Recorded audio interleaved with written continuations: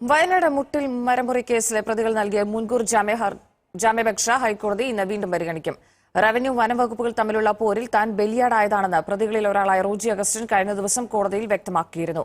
വനം വകുപ്പിന്റെ അടക്കം അനുമതിയോടെയാണ് മരങ്ങൾ മുറിച്ചതെന്നും അതിനാൽ കേസ് നിലനിൽക്കില്ലെന്നുമാണ് പ്രതികളുടെ വാദം. എന്നാൽ കോടിക്കണക്കിന് രൂപയുടെ മരമുറിയാണ് നടന്നതെന്നും അന്വേഷണം പ്രാഥമിക ഘട്ടത്തിലായതിനാൽ ജാമ്യം നൽകരുതെന്നും സർക്കാർ കോടതിയെ അറിയിച്ചിട്ടുണ്ട്.